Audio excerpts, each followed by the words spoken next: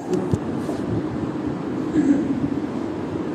الله الرحمن الرحيم الحمد لله والصلاة على عبدها أما بعد فقد قال الله تبارك وتعالى في القرآن المجيد والفرقان الحميد فأعوذ بالله من الشيطان الرجيم بسم الله الرحمن الرحيم قل إنما أنا بشر مثلكم يوحى إلي قل سبحان ربي هل كنت إلا بشرا رسولا صدق الله العظيم وقال النبي صلى الله عليه وسلم بشر من البشر أو كما قال عليه الصلاة والسلام اللهم صل على سيدنا محمد وعلى آل محمد كما صليت على إبراهيم وعلى آل إبراهيم في العالمين إنك حميد مجيد. آپ جانتے ہیں کہ اللہ تبارک و تعالیٰ نے حضرت آدم علیہ السلام کو انسان بنا کر فرشتوں پر فضیلت دی. فرشتے بشریت کی فضیلت کو سمجھتے ہوئے آدم علیہ السلام کی فضیلت کو سمجھتے ہوئے حکم خدا بندی پر سجدہ گریز ہوئے اور پھر حضرت آدم علیہ السلام سے نبوت کا سلسلہ چلا اور محمد صلی اللہ علیہ وسلم پر ختم ہوا. حضرت آدم علیہ السلام سب سے پہلے انبیاء میں سے ہیں اور حضرت محمد صلی اللہ علیہ وسلم آخری نبی میں سے. اس سے معلوم یہ ہوا کہ اللہ تبارک و تعالیٰ نے انسانوں کے رشد و ہدایت کے لیے انسانوں میں سے ہی نبی کو بنا کر بھیجا تاکہ اور یہی تقاضا تھا کہ انسانوں میں سے بھیجا جائے تاکہ انہی کے سروں پر نبوت کا تاج رکھا جائے اور دوسروں سے بڑھ کر اور افضل ہو جائے. اللہ تبارک و تعالیٰ نے آپ صلی اللہ علیہ وسلم کو بشر بنا کر اس دنیا میں بھیجا اور صاف صاف اعلان کر دیا قل انما انا بشر مثلکم یوحی الی. کیا آپ کہہ دیجئے کہ میں تمہیں میں سے ایک ہوں, صرف فرق اتنا ہے کہ مجھ پر اللہ کی وحی آتی ہے.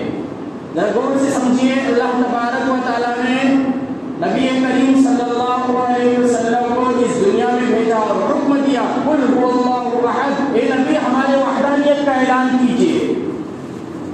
کہ جس طرح نبی کریم صلی اللہ علیہ وسلم کو اللہ تبارک و تعالیٰ کی وحدانیت کا اعلان کرنا ضروری تھا, اسی طرح نبی کریم صلی اللہ علیہ وسلم کی بشریت کا اعلان کروانا بھی بہت ضروری تھا.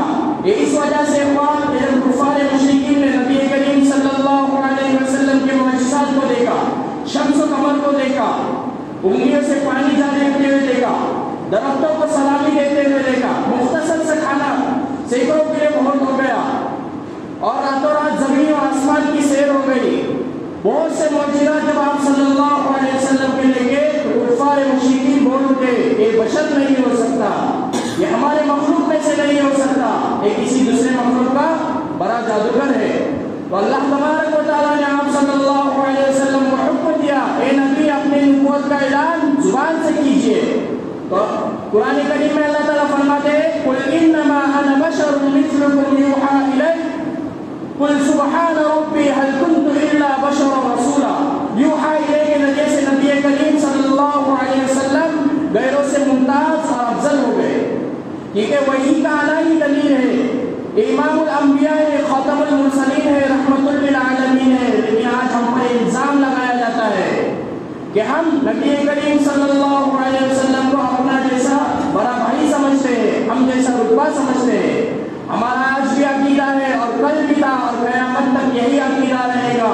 جو نبی کریم صلی اللہ علیہ وسلم کا بشریت کا انکار کرے وہ کافر اور انہیں ہم جیسا رتبہ سمجھے وہ بھی کافر. ہمارا عقیدہ نبی کریم صلی اللہ علیہ وسلم کی بشریت سے ثابت ہوتا ہے, قرآن کریم کے عقیدے کے موافق عقیدہ ہے, حدیث مبارکہ کے عقیدے کی موافق عقیدہ ہے, حضرت ابوبکر صدیق رضی اللہ عنہ کے عقیدے کی موافق عقیدہ ہے, حضرت عثمان غنی حضرت علی کے عقیدے کی موافق عقیدہ ہے, حضرت عباس اور حضرت عائشہ رضی اللہ تعالیٰ عنہ کے قول کے مطابق عقیدہ ہے. حضرت ابن عباس رضی اللہ عنہ فرماتے ہیں کہ رسول اللہ صلی اللہ علیہ وسلم نے فرمایا بشر من البشر. بلکہ کفار مشرکین نے نبی کریم صلی اللہ علیہ وسلم کو دیکھ کر ان کے بشریت کا انکار کیا تھا. تو آج کے رضا خانے بھی نبی کریم صلی اللہ علیہ وسلم کی بشریت کو بتا کر بڑی کو اقتدار کے ساتھ کہتے ہیں کہ وہ نبی کیسے بشر ہو سکتا ہے جس نے راتوں رات زمین و آسمان کی سیر کی، جس کے انگلیوں سے چشمے جاری ہوئے، جس نے چاند کے 2 ٹکڑے کیے، وہ نبی کیسے بشر ہو سکتا ہے؟ یہ تمام چیزیں معجزات نبی میں سے ہے، اور ان نبی کریم صلی اللہ علیہ وسلم کی رسالت کو ثابت کر رہی ہے۔ ان تمام چیزوں سے نبی کریم صلی اللہ علیہ وسلم کی رسالت ثابت ہو رہی ہے، لیکن نبی کریم صلی اللہ علیہ وسلم کی زندگی کا دوسرا پہلو وہ ہے جس سے نبی کریم صلی اللہ علیہ وسلم کی بشریت ثابت ہو رہی ہے کہ نبی کریم صلی اللہ علیہ وسلم جس نبی نے چاند کے 2 ٹکڑے کیے، وہی نبی بدر کے میدان میں ہاتھ میں تلوار لے کر کفار کے مقابلے کے لیے کھڑا ہوتا ہے۔ وہاں ضرورت تھی کہ نبی اشارہ کر دیتا اور کفار کا کام تمام ہوتا، لیکن بدر کا میدان بتا رہا ہے کہ نبی بشر ہے، خدا نہیں ہے۔ بدر کا میدان نبی کریم صلی اللہ علیہ وسلم کی بشریت کو ثابت کر رہا ہے، اور شمس و قمر نبی کریم صلی اللہ علیہ وسلم کی رسالت کو ثابت کر رہا ہے۔ اگر ایک وقت میں نبی کریم صلی اللہ علیہ وسلم جنت و جہنم، آسمان و زمین کی سیر کرتے ہیں، تو وہی نبی مکہ سے مدینہ میں ہجرت کرتے ہیں، 3 دن میں مدینہ میں پہنچتے ہیں، تو یہ ہجرت کی رات نبی کریم صلی اللہ علیہ وسلم کی بشریت کو ثابت کر رہی ہے، اور شمس اور معراج کی رات نبی کریم صلی اللہ علیہ وسلم کی رسالت کو ثابت کر رہی ہے۔ اسی وجہ سے معراج میں عبدیت کو ظاہر کرتے ہوئے اللہ تبارک و تعالیٰ نے قرآن کریم میں فرمایا سبحان الذی اسری بعبدہ لیلا من المسجد الحرام الی المسجد الاقصی الذی بارکنا حولہ۔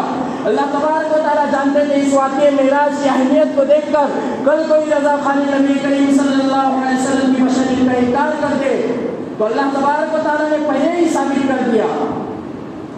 اگر کسی رضا خانی مولوی کا پتہ چلتا، اللہ تبارک و تعالیٰ نے اس طرح نہیں فرمایا سبحان الذی اسری بعبدہ بینہ نہیں فرمایا، یا رسول نہیں فرمایا، یا محمد بھی نہیں فرمایا، سبحان الذی اسری بعبدہ لیلا من المسجد الحرام الی المسجد الاقصی فرمایا۔ اگر ان کا پتہ چلتا تو لفظ عبد کو نکال ڈالتے، لیکن ہم چیلنج سے کہتے ہیں قرآن کریم میں کوئی تحریف نہیں کر سکتا۔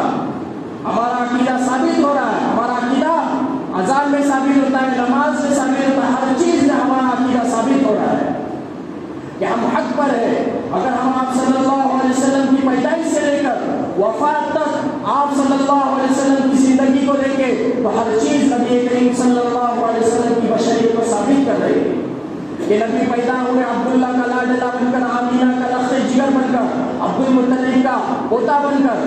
جب نبی کریم صلی اللہ علیہ وسلم جوان ہوئے تو حضرت خدیجہ اور حضرت عائشہ کے شوہر بنے، حضرت عمر اور حضرت صدیق کے داماد بنے، حضرت عثمان غنی حضرت علی کے خسر بنے۔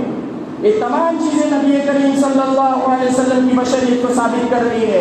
اگر کوئی ان تمام چیزوں کا نبی کریم صلی اللہ علیہ وسلم کی بشریت سے انکار کرے تو وہ کافر ہے۔ قرآن کریم میں اللہ تبارک و تعالیٰ نے جو فرمایا قل انما انا بشر مثلکم یوحی الی، جب رضا خانی کے سامنے آیت پڑھی گئی، جب ان سے کہا گیا، جب انہوں نے لکھا یہ آیت نبی کریم صلی اللہ علیہ وسلم کی بشریت پر مضبوطی کے ساتھ پہاڑ جیسی خمیر ہوئی، یہ بشریت کو مکمل ثابت کر رہی ہے، تو ان سے رہا نہیں گیا۔ تمام رضا خانی علماء کے چھکے چھوٹ گئے، تمام لوگ احمد رضا خانی بریلوی کے پاس آئے کہ اگر اس آیت میں تحریف نہیں کی گئی تو ہمارا بنایا ہوا عقیدہ باطل ہو جائے گا۔ ابھی اپنے عقیدے کو بچانا ہے تو کچھ نہ کچھ تو کرنا ہی پڑے گا۔ وہ قرآن کی آیت کو تو اپنی جگہ سے ہٹا نہیں سکتے، نہ اس میں معنی میں تحریف کر سکتے، نہ اس میں لفظ میں تبدیلی کر سکتے، تو قلم اٹھاتا ہے اپنے عقیدے کو بچانے کے لیے، اور کیا کہتا ہے قل انما انا بشر مثلکم یوحی الی، اس کا ترجمہ کرتا ہے کہ آپ کہہ دیجئے کہ میں تمہیں میں سے ایک ظاہری بشر ہوں۔ اتنا جھوٹی بنیاد پر اپنا عقیدہ مانتا ہے احمد رضا خان بریلوی۔ کہ سب سے پہلے شیطان نے بشریت کا انکار کیا اور انسان نے بشریت کا بھی انکار کیا شیطان نے، تو اللہ تبارک و تعالیٰ نے قرآن مجید کے اندر فرمایا وَإِذْ قَالَ رَبُّكَ لِلْمَلَائِكَةِ إِنِّي خَالِقٌ بَشَرًا مِّن طِينٍ فَإِذَا سَوَّيْتُهُ وَنَفَخْتُ فِيهِ مِن رُّوحِي فَقَعُوا لَهُ سَاجِدِينَ فَسَجَدَ الْمَلَائِكَةُ كُلُّهُمْ أَجْمَعُونَ کہ انہوں نے تحریف کر کے قرآن کریم میں کھلا بغاوت کی اور شیطان سے جا ملا. یہ بالکل جھوٹا عقیدہ باندھ رکھا ہے. ہم حق پر ہیں اور قیامت تک حق پر رہیں گے. ہمارا عقیدہ قرآن کریم سے بھی ثابت ہوتا ہے. نبی کریم صلی اللہ علیہ وسلم اس دنیا میں آئے, آپ پر نبوت کا تاج رکھا گیا. کس لیے؟ تاکہ انسان کی تمام رشد و ہدایت انسانوں کے آپ صلی اللہ علیہ وسلم کے بتلائے ہوئے طریقے میں ہے, نہ کہ باطل عقائد میں. ہمیں اپنا عقیدہ درست کرنا پڑے گا. ہمارے پاس بہت سے لوگ آئیں گے کہ آپ اپنا عقیدہ بدلا لو, اپنا عقیدہ تبدیل کر لو, لیکن ہم حق پر ہیں. اللہ تبارک و تعالیٰ نے قرآن مجید کے اندر جو آیت فرمائی ہے وہ تمام چیزوں کو ثابت کر رہی ہے. قُلْ إِنَّمَا أَنَا بَشَرٌ مِثْلُكُمْ يُوحَىٰ إِلَيَّ. یہی ایک آیت کافی ہے کہ ان سے تمام لوگوں کے چھکے چھوٹ جاتے ہیں. اس لیے ہمیں ان حالات میں اپنے عقائد کو درست کرنا پڑے گا, اپنے اور تمام بچوں کے عقائد کو درست کرنا پڑے گا کہ ہم حق پر ہیں اور ہمیں حق پر ہی رہنا پڑے گا, نہ کہ ہمیں نبی کریم صلی اللہ علیہ وسلم کی شان میں گستاخی کرنا چاہیے. اللہ تبارک و تعالیٰ مجھے اور آپ کو اپنے عقائد درست کرنے کی توفیق عطا فرمائے. وما علینا الا البلاغ.